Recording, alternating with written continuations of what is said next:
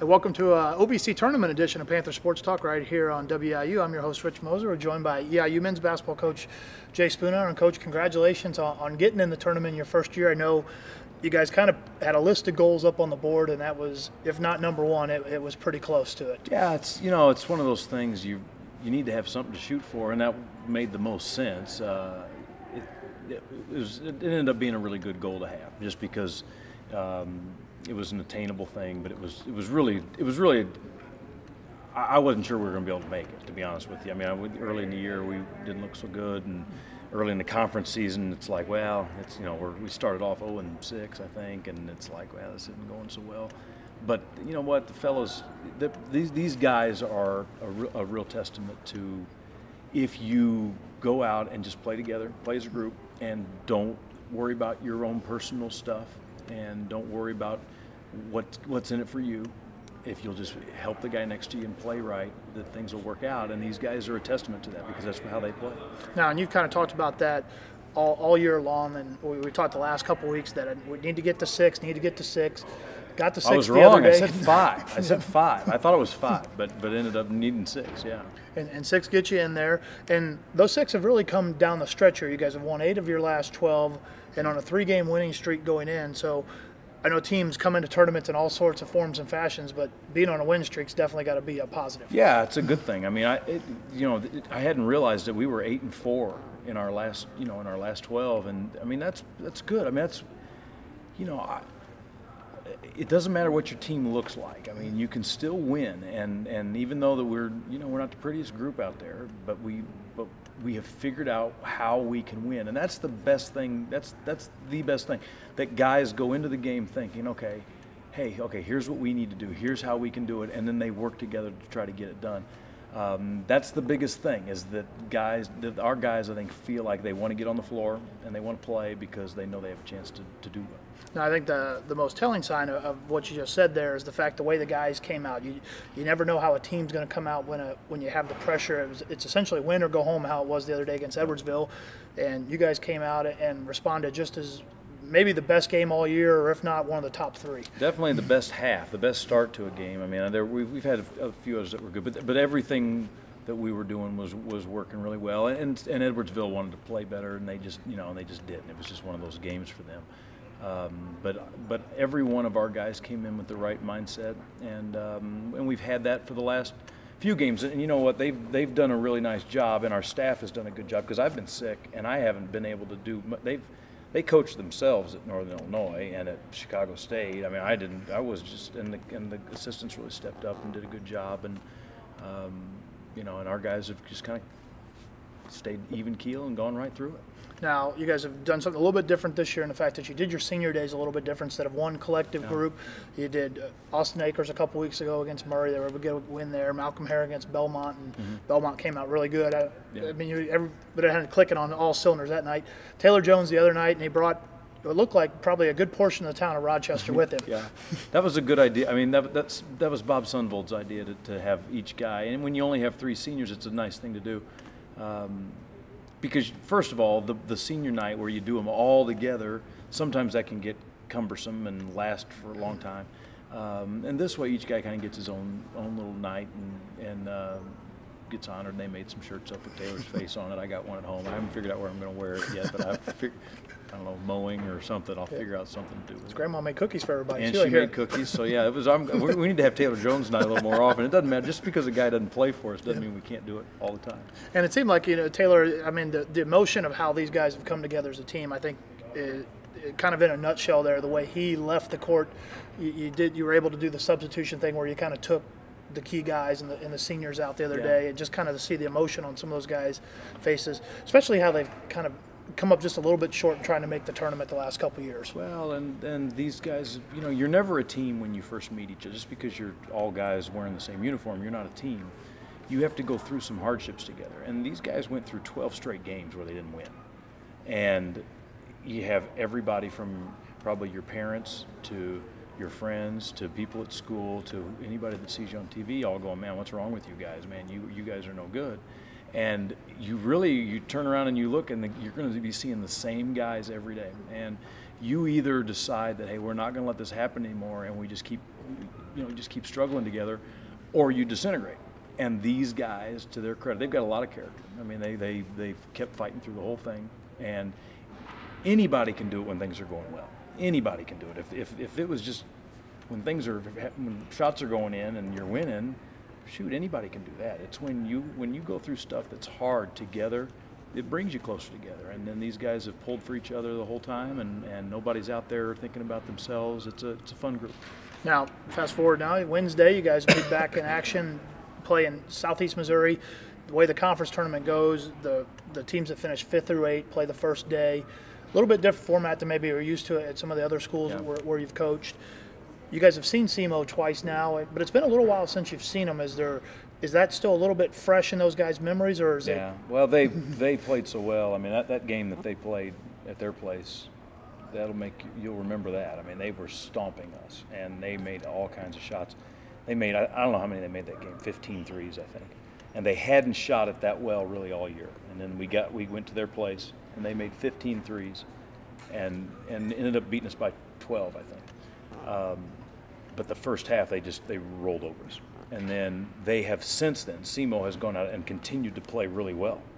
They've won 6 of their last 7 or something like that, and they made 20 threes against Austin Peay just 2 games ago. And last game, they beat Murray State on Murray's home floor by 20. So they're playing great. And if they go out and shoot it, like they did against us or like they did against Austin Peay, we're not going to be around long. I mean, that's just the way it is. But you go out and you guard them and you just say, hey, here's, because they've just got good players, and if good players are playing together and playing well, they're hard to beat. He was playing with 2 big guys inside, and he's since taken one of the big guys in. He's rotating the big guys and then getting another shooter on the court, and it's working. Now this week, the other things that'll come out is the all-newcomer team, the all-freshman, the all-conference team. A couple guys that are probably candidates maybe for that is Sherman Blanford has a chance maybe to be on the all-newcomer team. He's really been some of the glue for your team, even when he doesn't get some of the statistics he needs. Once he's figured out how he can be successful in a game, which, wasn't necessarily, he thought maybe it was going to be posting up or whatever, and it's not. For him, he can step out on the floor and play a wing and do some things like that. So, he's figured that part of it out, and he's figured out that he can go rebound. And then I think Alex Austin will have a chance. I mean, I know that all those guys got nominated, and we'll just see. But I think Alex Austin to be on the all-freshman team he's been the freshman of the week, I don't know, 5 times. Yeah, so he'll definitely be on the all-freshman team. Could be freshman of the year, which would be great. Sherm could be on the all-newcomer team. Outside shot that Sherm could be on all-conference, or that Mo could maybe be on, but it's not likely. But doesn't mean they haven't had a good year. Everybody on this team's had a good year. All right, Coach. Well, best of luck down there in Nashville. Your first experience, hopefully first of many down there for you as the coach at Eastern. Panthers will be in action 8 o'clock against Southeast Missouri. You'll be able to hear that game on Hitmix 88.9. Be right back with This Week in EIU Athletics. Panther fans, here's what's going on in Panther athletics. Men's basketball wraps up the 2012-13 regular season with 2 wins this past week, 58-50 at Chicago State and 61-46 over SIU Edwardsville as the Panthers head into the OVC Tournament. Women's basketball heads into the OVC Tournament with 2 losses ending the regular season, 82-62 at UT Martin and 70-62 in overtime against SIU Edwardsville. The Panthers are the top seed in the OVC Tournament. Baseball was at Auburn for a weekend series, and the Panthers go 1-3 against the SEC opponent. Their one win was in the opener, 11-10. The Panthers are now 3-7 on the young season. Softball remains 4-4 on the season, as all of their games at the Marshall University tournament canceled due to weather. Indoor track competed at the NCAA Last Chance meets at Arkansas and Notre Dame. Jade Ridebolt and Mick Biken advanced to the NCAA Nationals. Men's tennis falls at Southern Illinois 6-1. They're now 3-2 on the season. Now here's what to watch for this week. On Wednesday, men's basketball competes in the first round of the OVC Tournament against Southeast Missouri State at 8 o'clock. You can listen to that game on Hitmix 88.9 WEIU. On Thursday, men's basketball, if they defeated Southeast Missouri State on Wednesday, will take on Eastern Kentucky in the OVC Tournament at 8 o'clock. And you can listen to that game on Hitmix 88.9 WEIU. On Friday, women's basketball takes part in the OVC Tournament with semifinal action starting at 12 o'clock. You can watch that game on WEIU TV or listen to it on Hitmix 88.9 WEIU. Baseball opens up OVC play at SIU Edwardsville at 3 o'clock. And indoor track is at the NCAA Indoor National Championships in Fayetteville, Arkansas at 5:30. Women's tennis is in Indianapolis at IUPUI at 6 o'clock. On Saturday, baseball continues their series at SIU Edwardsville at 1 o'clock. Women's basketball, if they defeated their opponent in the semifinal game, will be in the championship game of the OVC Tournament at 1:30. And you can watch that game on WEIU TV or listen to it on Hitmix 88.9 WEIU. Indoor track continues action at the NCAA Indoor National Championships at 5:30.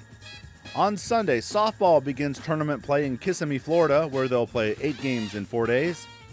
They'll take on Lehigh at 12 o'clock and then Creighton at 4 o'clock. Baseball wraps up their series at SIU Edwardsville. And men's and women's golf are in Jacksonville, Florida as they begin competition at the Butler Spring Invite. On Monday, softball continues action in Kissimmee, Florida as they take on Lehigh at 12 o'clock and Robert Morris at 2 o'clock. Men's and women's golf continue play at the Butler Spring Invite. On Tuesday, softball with day 3 of their tournament in Kissimmee, Florida. They'll take on Fairleigh Dickinson at 2 o'clock and St. Peter's at 4. Baseball is at Evansville at 6 o'clock. And day 3 for men's and women's golf at the Butler Spring Invite. Next Wednesday, softball wraps up action in Kissimmee, Florida, and they'll take on Army at 12 o'clock and North Dakota at 2 o'clock. And men's and women's golf with day 4 at the Butler Spring Invite. For Panther Sports Talk, I'm Ramin Karbasyoun. It's Ohio Valley Conference Basketball on WEIU. The best of the best will be on display in Nashville, Tennessee for the 2013 OVC Women's Basketball Championship. Can Eastern Illinois, led by senior Takenya Nixon, capture the Panthers' first OVC Tournament championship in program history? It's the 2013 OVC Women's Basketball Championship with semifinal action Friday at 12 on WEIU. Welcome back to Panther Sports Talk, now joined by women's coach Lee Buchanan. Coach, champions of the OVC, so congratulations on that. I know not maybe the way you wanted to win that. Right. You would have liked to win that in a little more decisive fashion than you guys did, but still it put you in the #1 seed, which is what you guys wanted all along, and set you up kind of, we talked a little bit about last week, you had the bye already, but now it puts you in a position where you got some things in your favor as you go into the tournament. Sure. I mean, we the day I got back from, maybe the day of, that I got back from the preseason meetings, at OVC meetings down in Nashville, I talked to the team about, winning your side meant a lot because if you finished second on your side, you were not going to be a 2 seed, no matter what your record was. So, that was one of our goals, was to try to get to Friday without having to play before that, and we certainly did. And we won our side, and then to be named co-champions of the OVC is a very, very special feeling. Now, a little bit different. You luckily have been through this a number of times on how the format goes, and for those that aren't aware of it, the 1 and the 2 seed receive essentially double byes. You won't play until Friday. Some of the other teams that are going to be in the tournament are going to get a game in and sometimes get some momentum. Sure. We talked a little bit about it last week, that there's pros and cons. Yep. Since you've been an assistant now doing this, there's no, I guess, magical method to it, but have you seen some things that didn't work that you want to maybe try to tweak this year? Well, I mean, we've tried a little bit of everything down there. We've been 5 years in a row and haven't been able to come out of there as the champion. But, I do think sometimes waiting till Friday is a disadvantage because the team you're going to play has already played on that floor, played on those rims, played underneath those lights, played in that atmosphere. So they certainly have a little bit of an advantage from that standpoint. Now, hopefully, they've played maybe a double overtime game the night before and they're a little bit tired, so hopefully that's the case. But irregardless, you've got to go down there and you've got to be able to relax and play. I mean, in a lot of ways, it's just another game, and it's clearly the payoff is a lot bigger, but it's just another game for 40 minutes, and you've got to go down there and do all the things that you're supposed to do. So we like being in that Friday game just because we know all we got to do is win 2 to go to the NCAA championship, but we know that's hard. It's not easy, and there are a lot of distractions and a lot of things you deal with. And even playing at noon is somewhat out of our realm of things. We usually play, in the afternoons or in the evenings, and so having to tip it off at noon on Friday for us is different. So you just have to adjust all those things and then hope the players are relaxed enough to go play and do the things they're capable of doing. Now, to flashback to last year, I'm going to hope, and knock on some wood, that we don't have a scenario where you got to do like last year where we have a tornado warning and everybody's got to go down the basement for an hour between the games. But is it a little bit more difficult from a coaching standpoint? I know you like the fact you only have to win 2 games, but now you're going into the week and you got to scout 3 teams. Now, it'll get narrowed down to 2 by the time you guys are really starting to probably focus on it, but you probably prepare for the 3 on your side all differently. So do you have to practice a little bit differently in the week, or do you just focus on yourself the first day or 2? Yeah, the first couple of days here, we're gonna focus on ourselves, and we certainly have some things we got to clean up offensively and talk about some different things. The good news is we've played basically all these teams other than Eastern Kentucky. We played within the last month.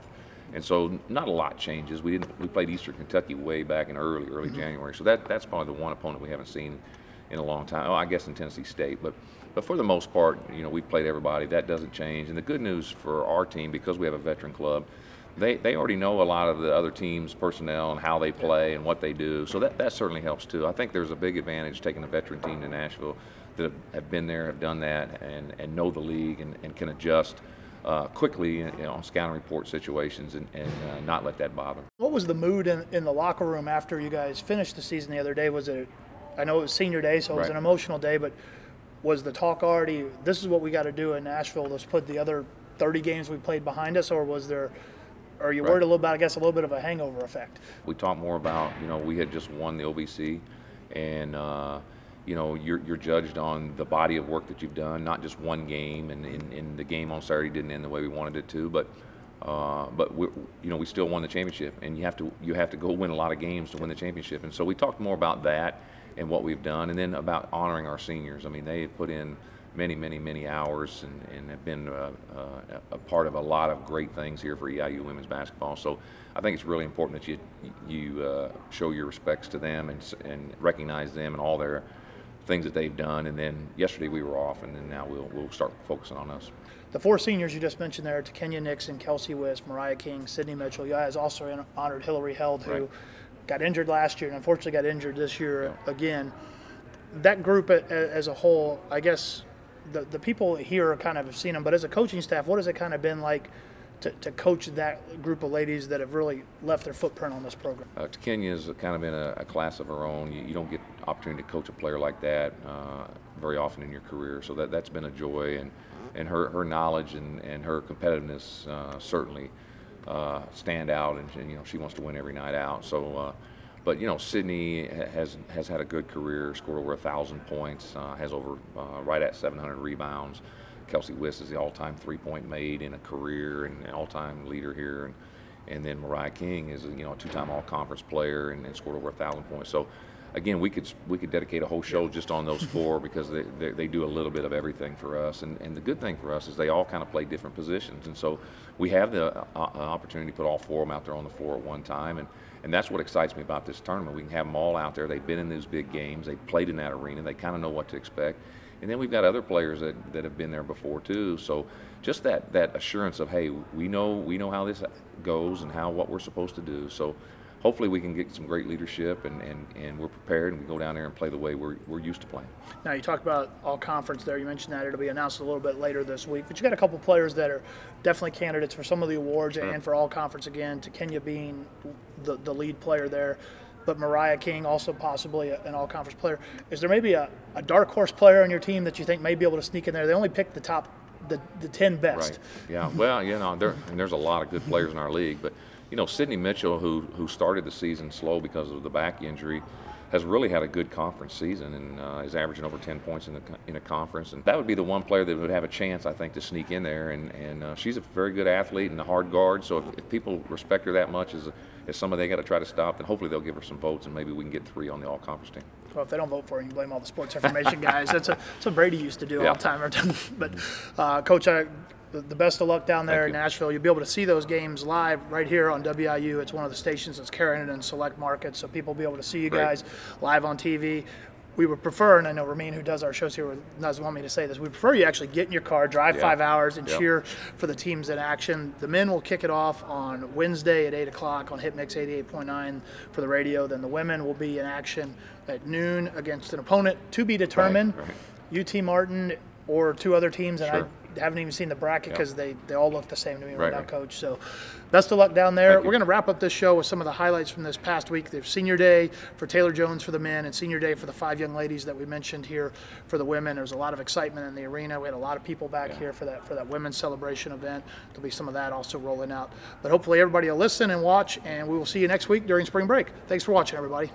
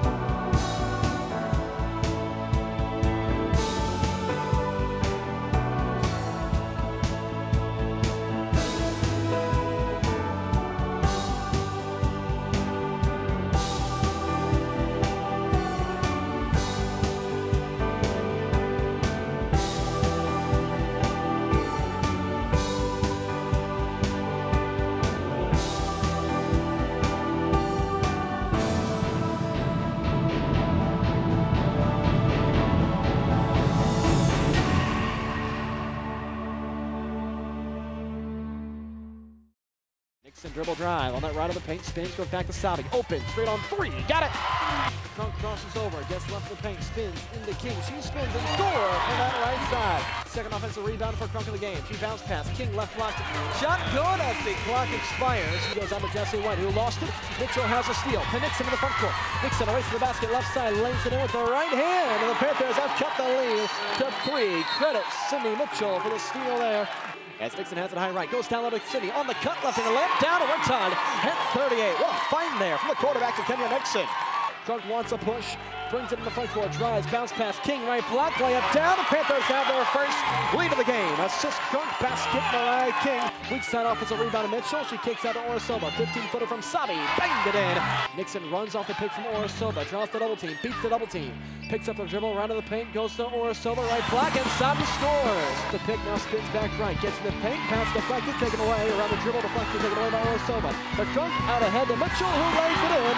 Rebound tipped and grabbed by Orasova. The Jordan Crunk, they want to push to Mitchell. In their front court, Mitchell a whisk, right block layup, it's good. Panthers up by 7, and a timeout from Paula Busher.